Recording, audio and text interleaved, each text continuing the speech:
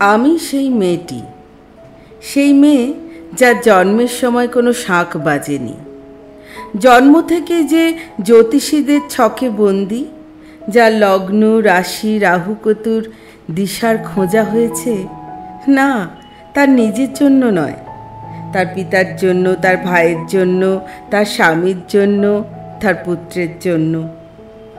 কিন্তু যার গর্ভ থেকে আমার জন্ম, সেই মায়ের কথা বলেনি কেউ।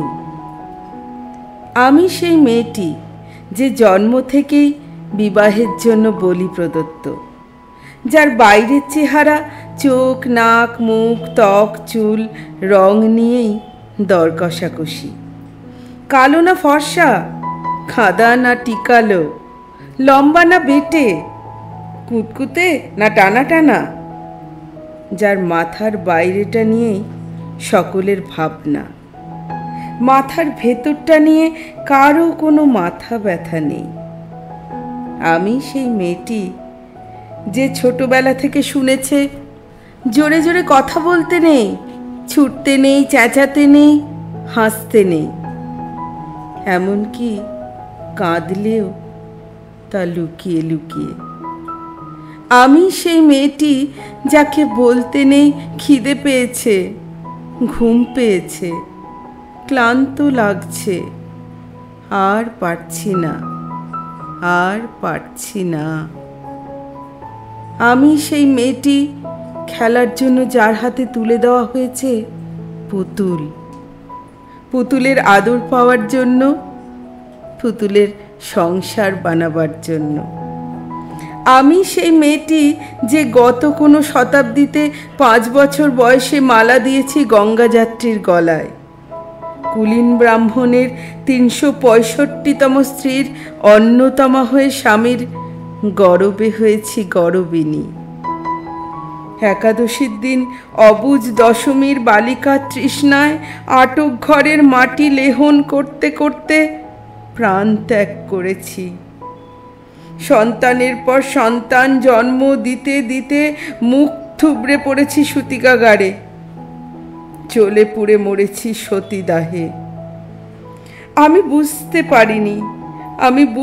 পারিনি যে চাকরির জায়গায় নিজের কাজের কুশলতা দেখাতে নেই।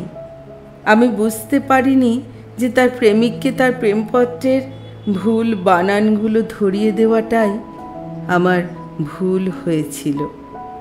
আমি বুঝতে পারিনি আমি যদি কবি হতে চাই, আমার বন্ধুরা বলবে ওটা কবিতা হয়নি, পদ্য হয়েছে। আমি বুঝতে পারিনি যে 20 শতাব্দীর শেষ সীমানায় এসে দাঁড়িয়েও এই পুরুষ শাসিত সমাজ বুদ্ধিমতীদের জন্য অপ্রস্তুত।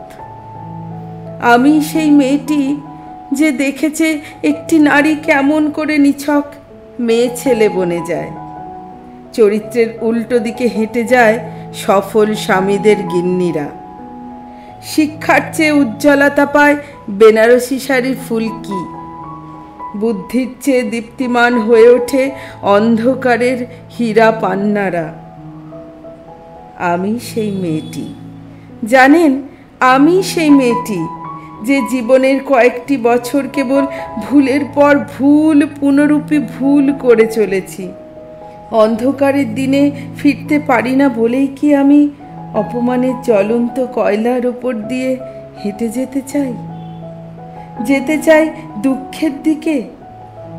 আমি প্রণাম জানাই সেই প্রথম আগুনকে, যার নাম বর্ণ পরিচয়, সেই অগ্নিশুদ্ধ পরম্পরাকে, সেই সব পুরুষ রমণীকে যারা ঊনবিংশ শতাব্দীর অন্ধকারের হাতলে জ্ঞানের আলো জ্বালিয়ে আমাকে এক জন্মে জন্ম জন্মান্তরের দরজা খুলে দিয়েছে।